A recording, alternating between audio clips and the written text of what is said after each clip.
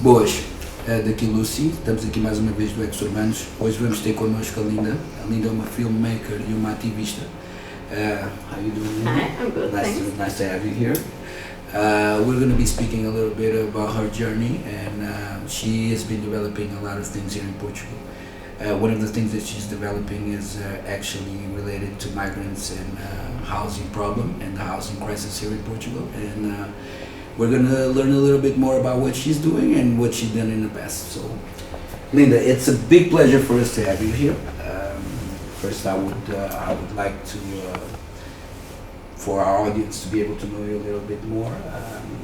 Can you speak with us a little bit more about your journey, what you've done until now? What was the whole process from where you started until you came here to Portugal?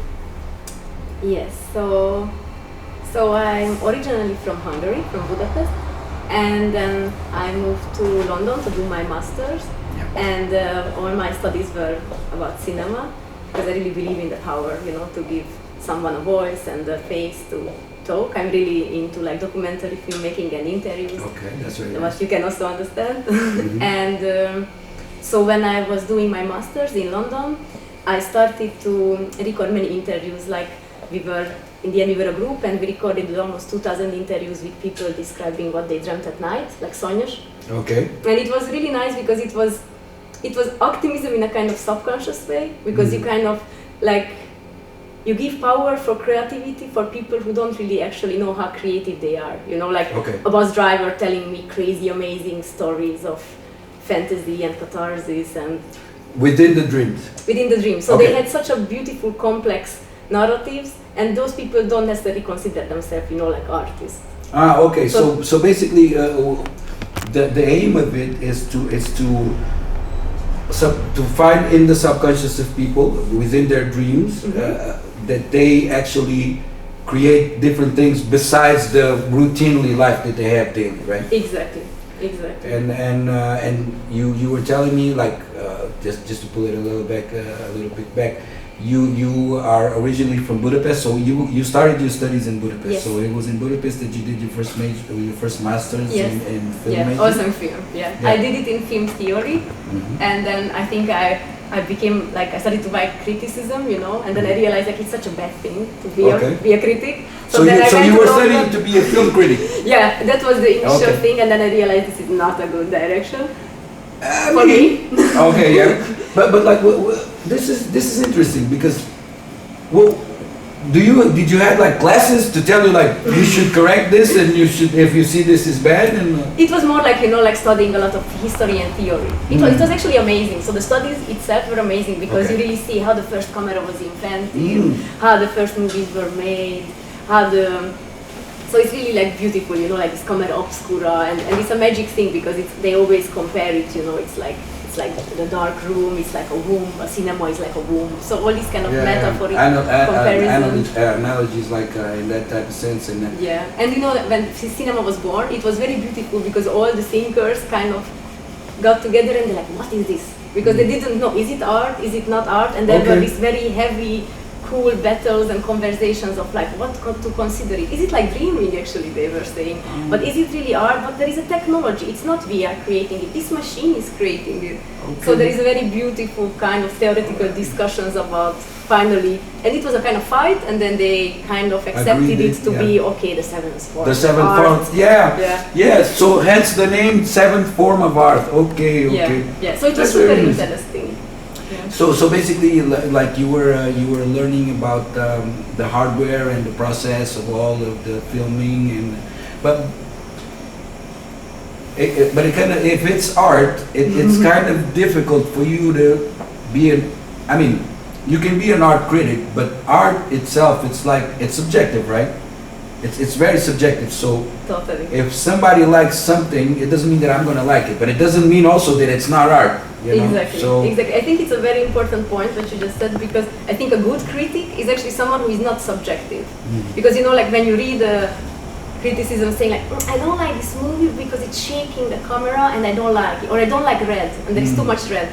No one is really interested in what the writer likes. I think a critic's job is basically to put it into context. You know, like there is a film and then you have to write it down like, okay, it's a new zombie film. What's the history of zombie films? Does it add anything new to this canon or not? So kind of help the viewer to put it into context, but not really tell your own personal opinion. Okay, yeah. That way I can see it better. Yeah, that makes much more sense.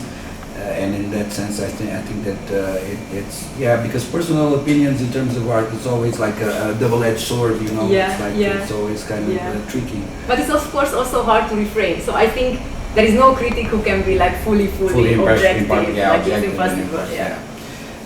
So you did this in Budapest, and then you go to London, and it's a whole different type of masters, right? Yeah. So it was theory in Hungary, and then I thought like it's really time to learn another language, because Hungarian is is the devil's language. It's really is it the devil's language? Oh my God! Because in Dante, there is this famous book of Dante, Inferno, and in some deep level of Inferno they speak Hungarian, according to the book. So we always joke. Oh my God! I never read that book. I also never read it. I have to say, I'm just like but I've heard about it. But this is weird. So it's. But why did they? But who? I think they just said it because it's not related to anything. Like there is these language families. Like the Slavic. So the Romanian, Polish, Czech, they understand each other. But we are like they don't know where it's really from, and it's really hard to. I don't know. When I was a teenager, I felt like I cannot understand anything outside of the world. So for me, it was kind of important to go out. But in school, you were able to learn another language. You guys don't have that? We have it, but you didn't want it. Maybe it's my personal problem, but it was not easy because it's just so different. So I remember I went to London, and then it took a while to understand what they are saying. But then I took this master's, what was in making. So we had to kind of learn editing, we had to use the camera, we had to write a script. So it was really cool because it was really like hands-on. It was like the most putting your hands into the thing. No more theory, but more like doing it. Yeah, that's very cool. And this is where you started with the dream so you were interviewing people, doing a documentary about this dream situation. Yeah. And the test subjects were like normal people, random people. So it started. I think it was like I started with like classmates and stuff. But then I got really excited because people started to tell me such interesting stories. Then back in Budapest, I had some friends who were also in the cinema scene, so they kind of joined me. And then we managed to build a website, and for like many years, like we did it in Hungary, Portugal, London. Okay, so I very think, cool. and we have like almost 2,000 kind of people. It's a talking head, saying what they dreamt. That is so cool. It's really nice, and then you can, you can put a keyword like search like giraffe, and then you can see all the dreams what have a giraffe. Okay. So it's like like a little database. Oh my God, that's so cool. I mean, that is very nice. So, but. And you recorded all of this, like you guys were traveling and I went to. It was really nice because I was thinking like how to get people who are like creative, interested. I don't bother them; they are free. And kind of I realized like festivals, like music festivals were the best. So I often sent an email to like festivals, and they were like, okay, we give you a free ticket because it's also entertainment for them because I just catch people and people like this. Yeah, and people are more at ease at a music festival and. Exactly. But there's a big difference between dreaming and under the influence and That's very true, and I try to kind of make a line, like if you had like a vision or a psychedelic experience, it's cool, but maybe try to say a night dream because it's a bit different. Because finding people in a music festival, I mean, if you find them in the first day, as soon as they arrive, like, dude, what did you dream last night? Yeah. I think that would be easier, because then, music festivals, alcohol and... True. I also went to a lot of parks, I went to galleries, so I tried to find and this is how I ended up here actually, because I remember somebody in Porto, in Primavera Sound told me that you should go to Lisbon, there is a Ashish factory. Okay. And then I remember I just came to record Dreams, and it was like 7 years ago. That's cool. So you've been but this what you during this period you were traveling in and out of London, like you were coming here from London. Yeah. You weren't living here. I was not living here. Okay. No. It was before I fell in love. You fell in love with Lisbon. Yeah, because people, I think this is the thing what I learned by interviewing people, because in Hungary I found that people are a bit more suspicious. You know, like you go with a camera on the street and they're like, well, what do you want to sell? Like, Yeah, what are you doing? Yeah, I had this feeling. In London people are so busy. Yeah, it's almost impossible. Yeah, they don't want to be stopped. They don't have like time. Yeah. And then here I'm like, everybody was so ready. Everybody just wanted, of course, and then I give you my friend, and I also have someone. And after like a few weeks, when I was walking around in Lisbon, I always seen people who I already knew, like, yeah, he's the guy who's always flying, yeah, she's the one who is. Okay. So I kind of got to really know the city. Yeah, and the city is actually, it is quite big, but in terms of, if you have normally a route that you do, you will eventually see the same people. Exactly. And you will deal with the same people. Man, that's so cool. And in terms of the dreams, the interviews that you did related to the dreams, what was the crazy like? But I would assume, because I have people, I also know people that they always tell me that they don't dream, they don't remember their dreams and stuff. I mean, me and my dreams, as I told you, like I fly and I sometimes I actually know that I'm dreaming. And I start doing a bunch of stuff. I have a lot of dreams in which I'm like fighting and stuff. But there are a lot of people who don't dream. Yes. But did you have a lot of difficulty finding people to explain the dreams, or was it like easy? So I don't want to kind of genderize this, but I have to say that women were always have a kind of let me think, and then eventually they remember. Man was harder. And I think, like, I don't know, you can try to figure why. Maybe it's because men don't apply so much meaning to it, so they forget it easier. Because they say, like, scientifically that everyone dreams, it's just about if you remember or not. Okay, that makes sense. Yeah, because it's like supposedly everyone has 3 or 4 dreams within this REM phase. I mean, except if you are like working at night shifts and you really have problem to get into the REM. Yeah. But to be honest, it was the opposite of hard. Like sometimes, I was like, okay, I have 4 hours, I'm gonna record dreams, and then after 8 hours I'm still there because they still talk and they ask another friend to come. So I found it extremely, like, people were so ready. That's cool. Yeah. It's very cool to have that type of reception, like people actually being able to discuss it, because I to be very honest, if somebody came to me and asked me about my dreams, I would be available also to speak about it, but I would find it weird. And like, I had this starting line. I should have tried it on you before, because I started like this and then it stayed. So I went and I was like, hi, I have a strange question. No, can I ask a strange question?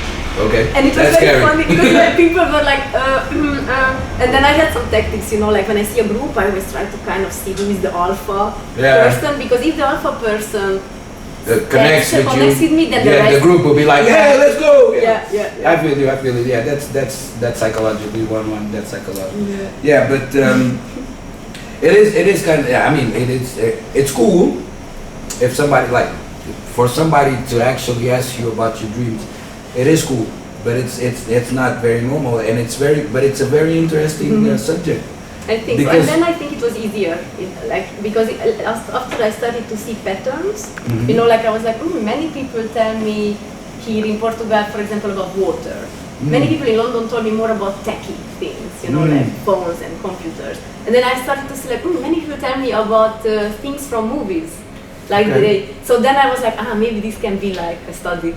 But it is, because if you tell, for example, the example that you gave of London, it actually makes sense, because in London you are so bombarded with visuals of products that it's quite normal, and it's a very fast society in which you get paid by the week, and you got this feeling because you're always working, you're always busy. So in the times that you have to be able to do something for yourself, you want to treat yourself, you want to go and eat something, and you want to go and buy something, because you work and in your head is like, I work so much, I deserve this, but you don't even get the sense that you're being bombarded by propaganda, and they are putting it in your face, or with all the Exactly. billboards and all of the stores, and this gives you like a sense of happiness, which is actually not, because it's material.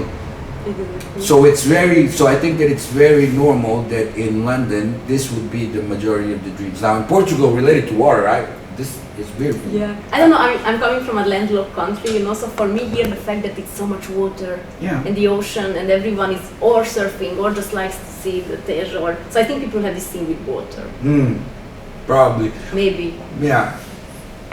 Maybe a fear, because we are so surrounded, like not surrounded, but like there's been like there was once an earthquake here that then kind of a tsunami type of situation, which in 1790, which destroyed the whole downtown of the city. I don't know. I mean, it depends on which age you're interviewing. Like, but mostly it was what, elderly people. Or was no, actually.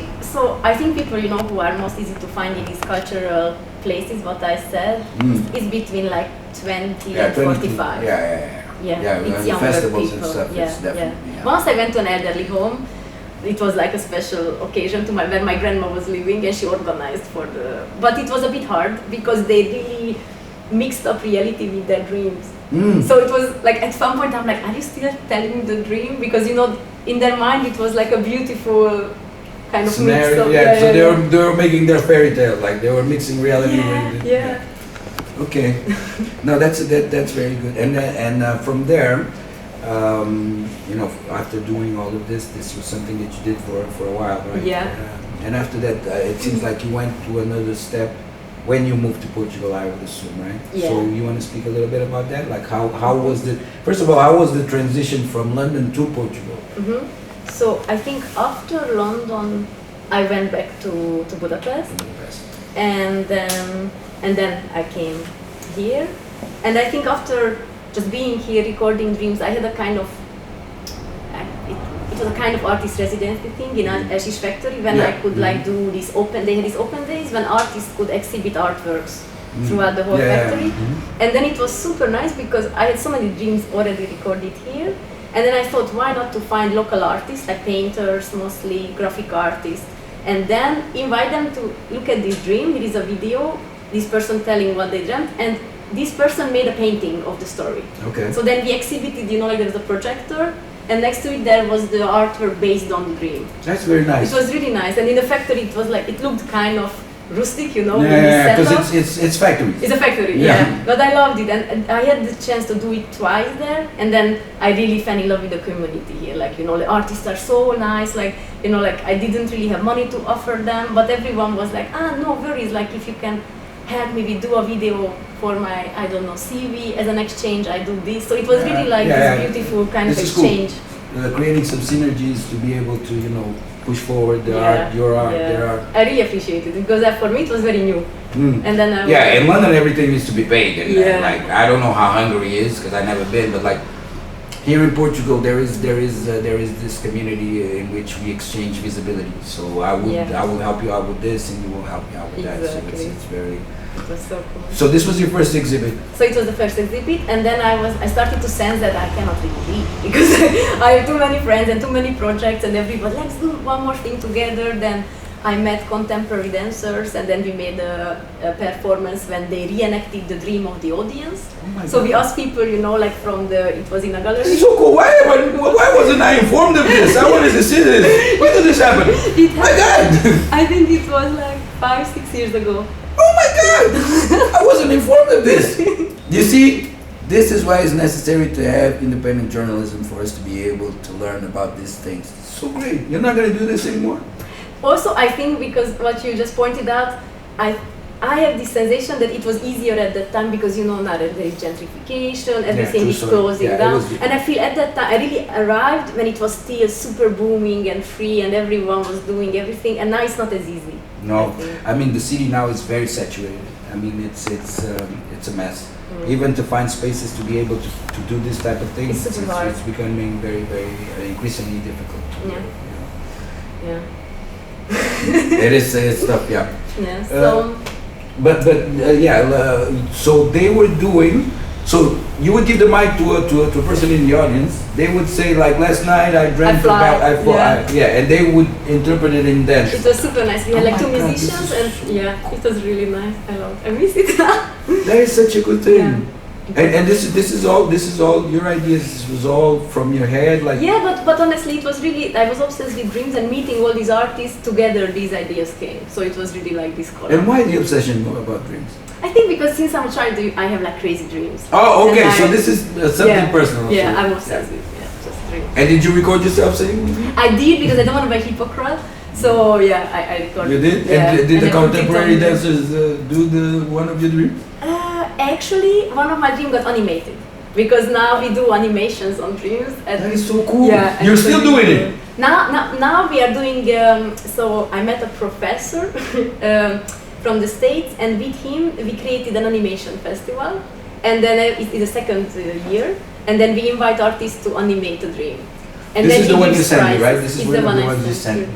Yeah. And this is the one that occurs only once a year. Yeah. Okay. And where is it based? So it doesn't really based anywhere. I think it's based in America. He's from Oregon, but we show the dreams in Lisbon. So I think. It's this is what I was asking. Like, where do you do the screening? Yeah, we do the screening here, where we are actually this space. Once a year. Once a year. Okay. Yeah, and it's very nice because he has a foundation, the Dream Library Foundation, and he offers prizes. So it's like €1,500 for the winners, and we have like 3 winners each category. That is so cool. It's very nice. Yeah. Really cool. Good job. Very nice, very nice. Besides that, so you have that festival, which is once a year. I will leave the description here so you guys can get more information about it. And you do also the shortcuts here. Yes. Every Sunday of the month, right? Every last Sunday of the month. Then I'm just a judge. I'm just a critic. Oh, so you're just a critic. So you go. No, right. I'm I see. Okay. No, so you come here to say, no, this one, number 1 is crap. Let me see. Number 2 is terrible. No. But so you're a part of the board of judges. Yeah, so I got invited like 2 or 3 years ago, and it's actually very tedious because it's short. And because imagine we receive almost 150 short films a month.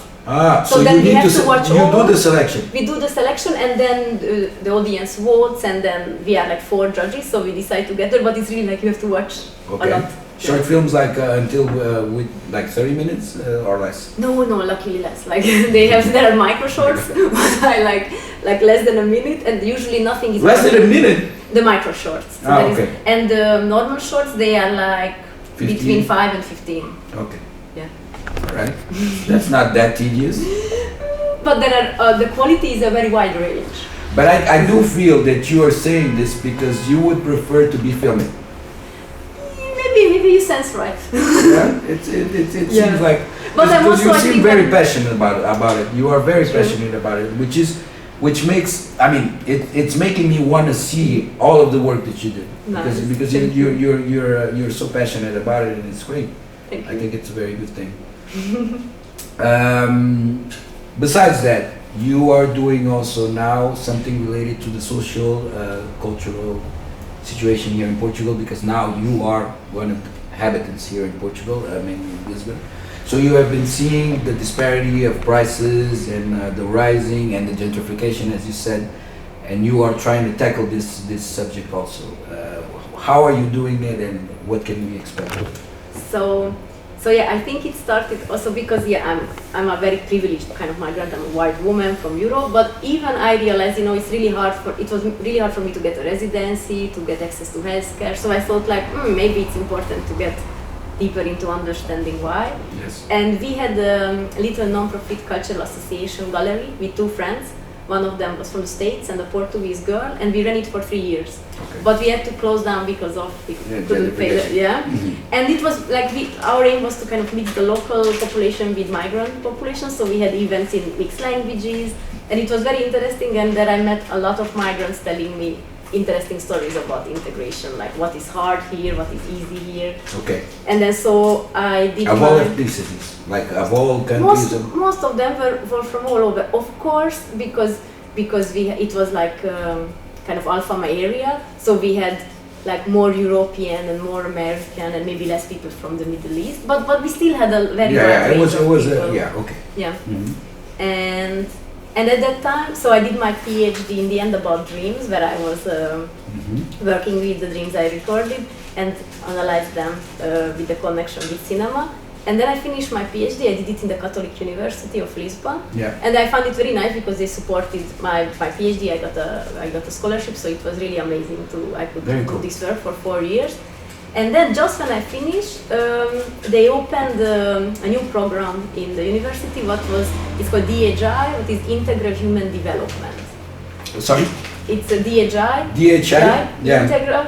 Yeah, I think it's. You're saying it in English, yeah. Yes. But I got it. This is why I was like, so it's Integral Human Development. Yeah. And basically, it's about projects that focus on Portuguese society and where on the peripheries, like the parts when help is needed or when.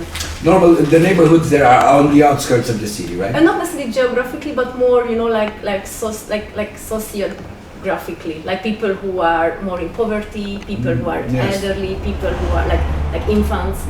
Yeah. So work with people who need help in some way. Yeah. That is cool. That is very cool. So, and you developed this, and you are now, because right now, with what we are seeing in terms of prices of houses and all, I mean, a room in Lisbon now is a room. It's 500 euros. It's ridiculous. It's almost as expensive as New York. Yeah, and it doesn't generate as much money. So this is and. It kind of relates to the inability of the government to have measures implemented in the sense that they can regulate the real estate, because the real estate business right now, it's a big shark that's eating all of the small fishes. Yeah. Because you have a lot of houses that are closed just because of profit. Yeah. And you have a minimum wage here in Portugal, which is around 850, and you have rooms at 500 rooms. Yeah. I'm not speaking about houses, I'm speaking about rooms. So it's very difficult for locals to be able to afford to live in the city. Very. But they need to work in the city because it's where the money is, because all of the areas around do not have the capacity or the market to be able to provide them with the money that they need to live. Well, nowadays they don't live, they survive.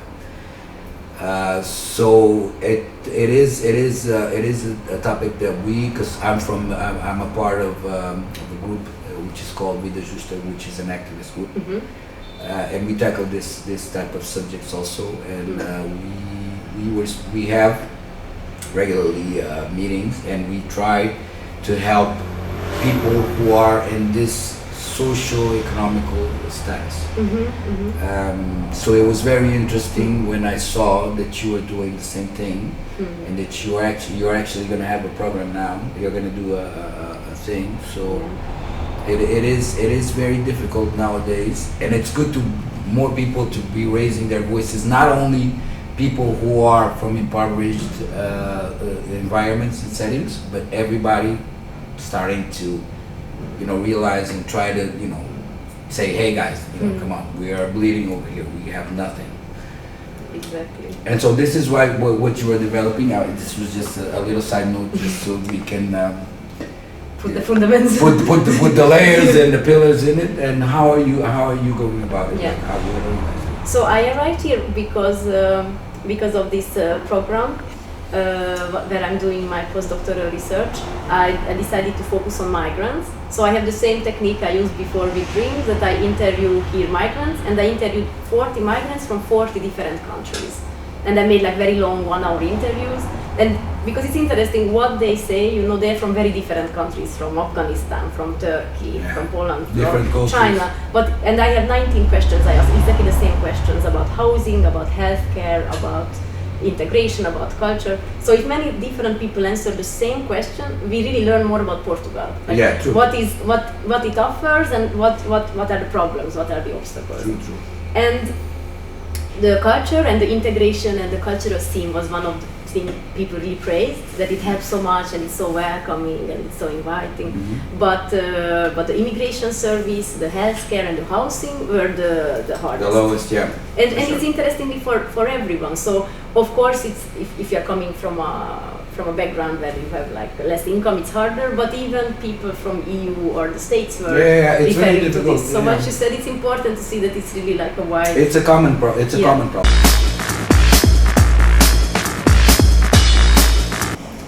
Yeah, because there is a lot of people who are still waiting for their documents, and it's been like 2 years, and you see it on the news, and they're like continuing to just put people waiting, and they are always saying that they're gonna hire lawyers, they're gonna hire more people, but at the end of the day, no progress is made, right? And people cannot work, people cannot rent houses, so and they get subjected to this kind of a cycle in which they can only have like work which is not, they don't have contracts, so it's very precarious work, and they have very precarious habitational options, and still they get demonized by the same government that's supposed to give them help, right? And it's, I think, in a way random, the system. Like, for example, one of my interviewees from Kenya said that her sister and her went to different junta de freguesia to do their paper. One got the presidency, the other didn't. So it's, I think, also this feeling of you are in a constant kind of unsure situation. You can never know. And I think living with this feeling also is terrible. It's terrible, like mentally. Yeah, because it's not unified, right? So in one place you can go. We can say it. It's a fucking shame. It's completely and totally a shame, because if you are able to, because there are people who are getting out of Lisbon to go and do their thing, and they go to Leiria or Guarda or one of these remote places which is not in the center of the city, and they are able to do it there, and so the word started spreading that if you go to this place you can do it, so now it's already saturated everywhere. I just went to Beja to renew my residency. And were you able? I think so, but it still didn't arrive, so I don't want to be sure. But you already did the biometrics and everything. I did. But you went there without an appointment. I had an appointment, but I could only get to Beja. Because how did you do it? Like, because everybody's like, did you call them? No, okay, so it's a very long story, but there is a Hungarian woman who works for SEF, and I found it on her Facebook. She always puts it on her Facebook when IMA opens online appointments. Okay. So basically every single day I check this random woman's Facebook, and then she said like, now everyone go. Now you can have appointments for 1 hour probably, because then for 3 months again all the appointments will be taken. Oh my God. Yeah, and I think every community has their own little. Oh my God! I need this. I've been living. But it took me a while to find her. Oh my God! Yeah. But this is and this puts up a whole different layer, which is like the IMA services are doing this on purpose. They are. I mean, how can because they have the ability. Yeah. And it should be not like all appointments put on one day and then for 3 months no appointments. Yeah, this is what I'm saying. I mean, and luckily there's women, in this case it's a women, but there are people like this who are like, they are generally concerned with the issues. And this is what I learned actually, that even through my interviews, when this Kenyan participant I just mentioned, she said once she was almost deported, but her papers were in order, and then in the office suddenly they were really treating her in a way that it's not in order. And then a man working there, she told me his name was Luis, and he saved her life because he went there and no, but everything is in order. And everybody tells me that the system is problematic and not necessarily on the side of the individual, but there is always a guardian angel, and that's your chance, and you have to find your guardian angel. But it's not, you cannot build your life in every situation on a guardian angel. Yeah, you cannot you would expect that the services that you hire or that you go and try to that they would be first of all impartial. Here there is a big feeling that they are doing you a favor. They're not doing you a favor. This is the law. This is your job. And in Portugal there is this happens a lot where people doing their job think that they are doing you a favor, but no, this is your job. Yeah, and I feel like probably the administrative area is overloaded. But as you said, then that more people should be hired because I understand if they are overworked, and I understand that it's not them. There should be the government should have a budget. There is a budget for this. Yeah. So and frankly, I know that there are a lot of people who are unemployed that could even like, I wouldn't say like, if they have like technical and specific type of work that needs to be done by a specific type of people, do it. Yeah, but and you know, like the first, for example, when you apply for, I think for a permanent residency, the first round is to just check that your documents are in order. You don't necessarily need a high qualification for that job. You just need to have next to you a sheet that tells you what the documents are, and you just show me. Exactly. You get this, it's done, and you just scratch it like. And imagine one of my, I really like that I feel like the migrant community is so like kind of active, and that was a Colombian woman I interviewed, and she said that she did a course of UX UI design, and they decided to make an app for SEF at the time. SEF never heard about this, but they did it because they thought that's needed. So they actually created a whole app of how to upload your documents. So they did it for them. And now they're using it. No, they never heard about it. It was a kind of, you know, school workshop project. But I feel like the migrants themselves are really of course, on because this is the thing. Like if you are going through that problem, you are going to try and find a solution where you're going to be like, I'm not going to deal with this like every 2 years or every 4 years. You know, this is and I've been here for 30-something years now. I'm waiting for my I'm actually waiting for my nationality to come up. But and this was my fault also, because I could have applied for it. All of my family is already, and I you know, just because I'm a permanent resident here, and I always used to travel. I used to be mainly between England and Holland and Angola, so I you know, I never thought about it. But now I'm like, on the time that I said, okay, I'm gonna apply for this, now it's just clogged everywhere, you know, and it's I mean, it's my fault, and I get it, but it's ridiculous. I mean, it puts people in a situation of danger. In my case, I'm not in a situation of danger because I've been a resident for I don't know how long. I've been here for 30-something. All of my education, all of my records, all of my social security discounts, and all this is here. So it's not as if they're gonna say, no, you gotta. No, I'm not gonna leave because my life was here. All of my life was here. But for somebody who's trying to come and build a life here and you know, smashes through this wall, it's really hard. And I also feel like I feel a little bit ashamed of the fact that my Portuguese is not enough. It's good enough, you know, to go to an office and describe who I am and why I am there and what am I doing. But sometimes I see when I go to an office of like Segurança Social or that people who don't speak Portuguese at all yet, they don't like that. And they don't treat that, they are, and then, you know, like with my broken Portuguese, I kind of try to mediate, and I understand that we are in Portugal and we should speak Portuguese, but these offices that deal with migrants, maybe they should have at least they need to have people who speak, because it needs because to be, they're newcomers, they cannot. And it needs to be it needs to be a job of researching, because you need to you have. It comes from the service, the number of immigrants that come from this country, from that country, from that country. So you know that you're going to have a big influx of Nepali people. You got to hire somebody that knows Nepali.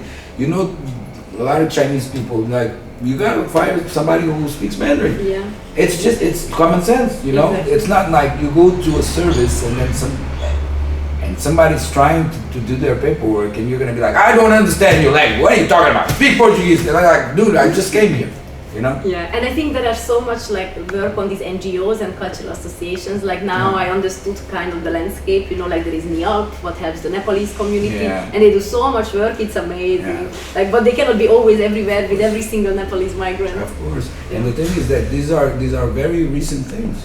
You know, back in the days they didn't, because back in the days in terms of immigration, it was mostly more ex-colonies, so more Portuguese speaking. So this is what made them, like, you know, lay back and be like, okay, so it's Brazilians, it's Angolans, it's Mozambicans, it's Cape Verdeans, that we can deal with this.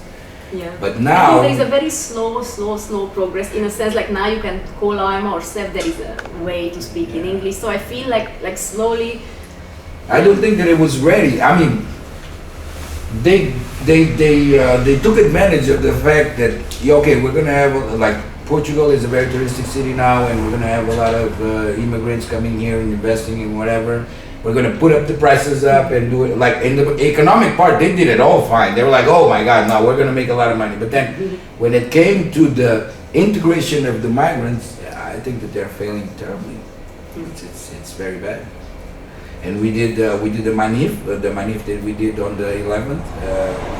It was centered on that. It was centered on the fact that there is a process of integration that is not being met in terms of the society, the government, and the migrants that are working, because they did a police operation in which they put against the wall I don't know how many immigrants there are working people, and just because they're immigrants you cannot do this, you know.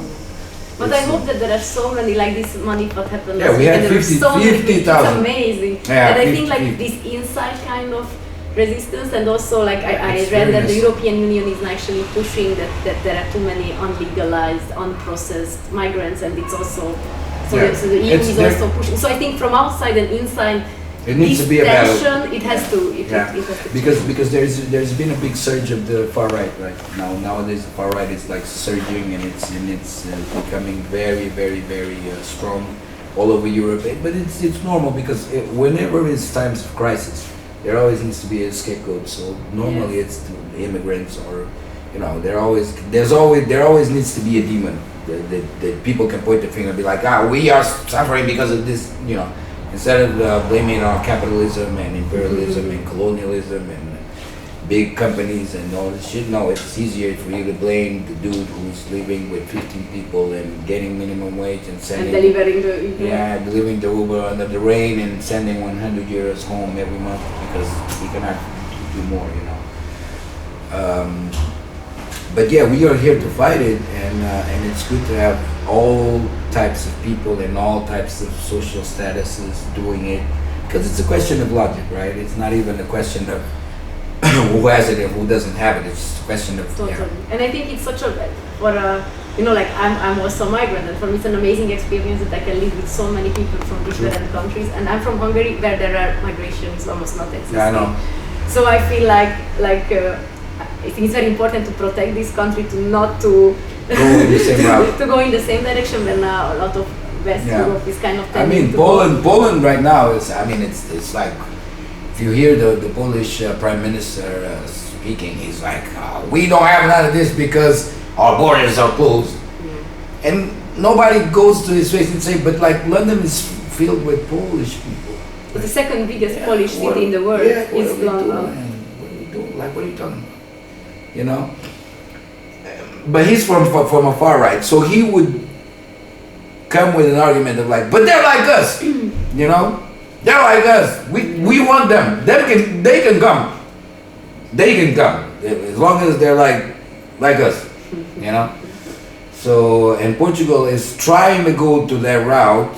No, it's not trying to go to that route because it's a minority. I mean, I think we give them too much praise for what they are, because it's very small. It's very small. But yeah, it's good to remember. Yeah, they're very small, so we need to treat them as the threat that they are, which is minimal, you know. But the thing is that they are in the government, so they have some decision power. Exactly. In certain, and they always react, like now when there was That was ridiculous, money for the weekend, they did but they were 150 divided by 2. Like there were 75 in one, they were like 101 in one of the things, and the gatherings there were 50 in the other, and we were 50,000. So if they want to say that like the country is speaking about this, no, you got to see like the numbers of the country. So 50,000 going against 150 combined, I think that the country is. And besides, Portugal is a multicultural place. Exactly, and I think because of this ex-colonial legacy, it's a country that is used to this kind of diversity, so it cannot really be fully erased. I think that also the notion that they are losing the grip of power. They are losing the grip of power because nowadays people are more informed and people can access information faster and in real time, and there's more people that can give you more perspectives from other countries and other. And you do your own research of where to inform yourself of the news. Maybe you watch a podcast. Maybe you don't follow the. You know, mainstream media is going down very fast, and so they are like, oh my God, how are you going to control them? Like how.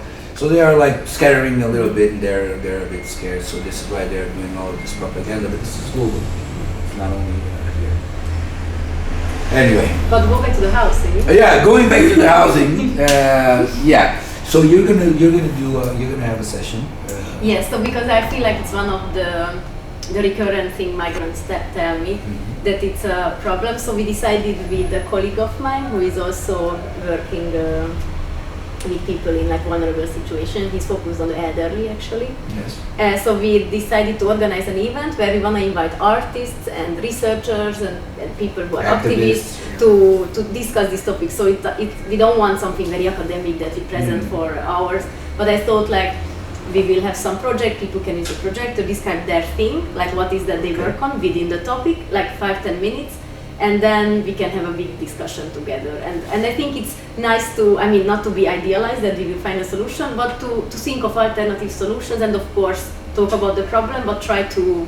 Yeah, to make it like, to try to see but basically everybody has the same problem, but like try to see from each one's perspective what it is. And I think it's also important to include migrants, not just in a way that, because I think migrants can be also pointed at that it's one of the reasons why there is shortage in housing, because too many people are here. Which is a lie. Which is kind of not true, because it's more the short-term housing and Airbnb what takes away the housing, not the migrants who live here and have a permanent residency and work here.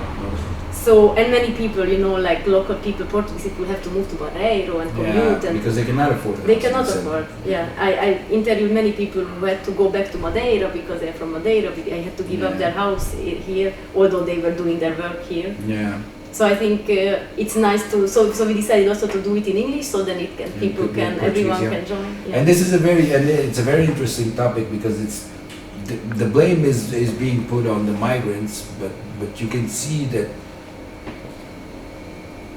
it's the Airbnb company and the companies and the building of hotels and all of this is what's really destroying the city. Yeah, and everything becomes a hotel recently. Like the gallery we were running, it's an hotel. It's also becoming a hotel.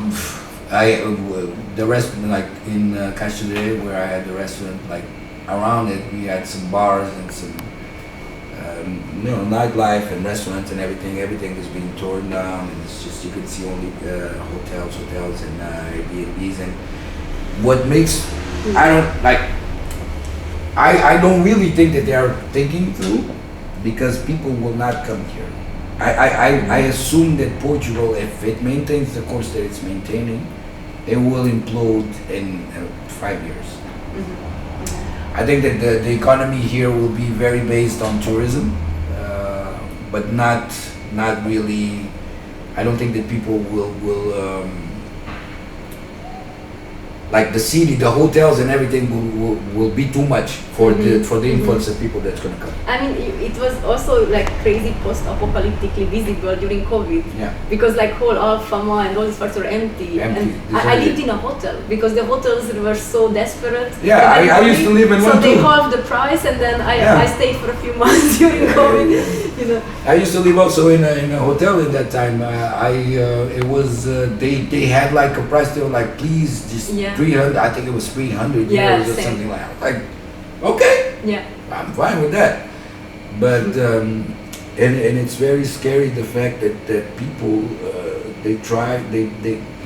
greed is a very, very dangerous enemy of the human being, you know. And people tend to just like, let me do as much as I can now, because I don't know tomorrow. But this is not how you build a house. Like, this is not how you build. You gotta have foundations first. You cannot build it from the ceiling. For example, the Portuguese government now, what they're trying to do is that they are trying to control. No, they are remodeling the villages around Lisbon and to be able to provide for affordable housing for Portuguese people. But this is villages that are like 2 hours from Lisbon. So what are you doing? Like, so you don't have, some of them don't even have like direct transport from there to here, and most of the people work here in the city. So what are you doing? And I don't understand this, that I read a few times that they're gonna control and not give more licenses for alojamento local or Airbnb. But then the last thing I read was that in the end they actually didn't vote for the limitation. Because most of them have interests on it also, no?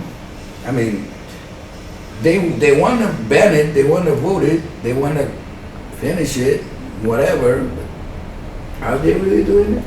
Because I still see a lot of it's what I see most. And they even kicked out like old people from their houses and stuff. I used to live in Moraria, I used to live in Morelia. It was in 2016, 2015. I used to pay 400 for a T0. Wow. 400. Wow. And in 2018, my landlord said, dude, I'm gonna rent. I'm like, I gotta put the rent up because now prices are. And I'm like, cool. I was thinking like 500, 1,200. I was like, wow. Bye. Yeah, it's I mean, so much. Yeah, but now it's even more now. Yeah. You know. So. Yeah. But I think like again, I see like people are really trying to find solutions here. But as you said, like it's really hard because when you have to live really far away. Like I have a friend now who started a collective to build an eco village, and now they are putting. But it's. I also thought about something like that, but it's ridiculous because. It's but not then ridiculous. you have to give up. I think for like people like us who do like like culturally a lot of things. It's really hard because you have to be here to interview people, to meet people, to organize an active action. You go to meetings and stuff. Yeah. It's very hard. It's very hard. I mean, if you want to get off the grid, totally, it's okay. Yeah. I see it. But if you don't want to if you want to continue with your life and be and try to do change, because if you go to Eco Village, you're running from it. Yeah. You know. Exactly. Exactly. It's a bit like a cult. Yeah, it is a cult. Yeah. But it's a cool cult because you're growing your veggies and everything, and you know. Totally. It's healthy and whatever. But it's a dystopia. Yeah. I mean, it's basically you preparing yourself for like, we're gonna go back to the feudal times and everybody has their piece of land. Yeah. And if the world ends, you might not get notified. Yeah. But it is hard. It's becoming increasingly more difficult. Yeah. Okay, so when is it gonna happen? So it's gonna be on the 6th of February. 6th of February? In the evening, around, I think, doors open at 7 and the event will start at 7:30. 7:30? 1399 Gallery. Okay. Very cool place, close to Santa Apollonia. That camera over there? Yeah, Santa Apollonia, 1399. And so we're gonna be very cozy, we're gonna have an open discussion and really everyone is invited who has an opinion or just want to help to talk about this issue. We don't have a title yet. Did you see the way they said we don't have a title yet? So. Just because I think it's hard to turn something problematic into something catchy. Yeah. Because and it's Yeah, but it's coming. I get it. So as you heard it from Linda herself, don't forget it's going to be on the 6th of February from 7. The event starts at 7:30, but come early because it's going to be here at 1399. We hope to see you guys here because this is an issue that affects us all. Even if we are in a good position now, we don't know the day of tomorrow, so we must always be there one for each other. And it was lovely to have you here. I hope to be able to see one of those contemporary performances of the Dreams. This is very intriguing. I don't know if there's a page where we can see it. You can see it on dreampire.com. Dreampire.com. Exactly. Don't forget dreampire.com. I'm going to see it today. And it was lovely having you here. I hope to see you. I will see you for sure on the 6th. And I hope to see you on Saturday. Alright? Sim. E daqui nós do X, desejamos uma boa tarde, uma boa noite ou um bom dia de onde nos estiverem a ver. E até a próxima. Oh my God, that was great.